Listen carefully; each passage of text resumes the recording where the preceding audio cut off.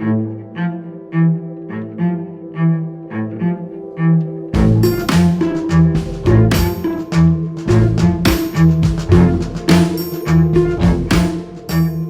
allora? Cemut iselade. Cemut. Ile astu robade.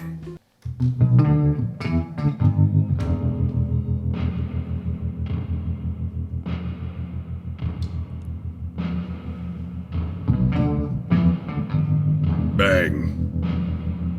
Tu sas di Hemingway. Chi? Alignan, no? Ma si era fermato dove un dì, dall'aprile del 1954, di passaggio, intanto che andava a Vignesi a curarsi. Si era fermato come qualche ora, si era chiamato a Tor e aveva detto che famose titole sulla Florida d'Italia. E dopo l'era relato. E su questo, più tardi hanno fatto il park, il premio e un po' di tutte le gnang. Si era rilassati un po' un'eredità di gusto. No, conoscevi la storia, eh? Sì. Dal 54 Hemingway e la sua quarta femmine, la giornalista Mary Welsh. Era in stas in Friul per un troppo di tempo in vacanze e lo gas a San Martin di Codroip, là dai Keckler, che era in buoni amici. Avevano appena avuto un incidente con l'apparecchio, un incidente doppio di vapore, che aveva avuto in quel genere.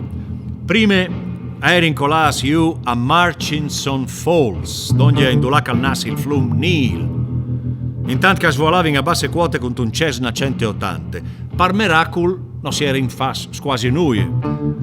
Avevo passato la notte dal mese di foreste. Il dì dopo io avevo recuperato, ma anche l'apparecchio di soccorso era colato intanto che chiappava il svuolo.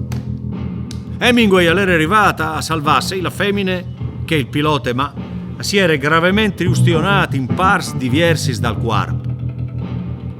Insomma, la vacanza in Friuli aveva di essere una sorta di post-convalescenza.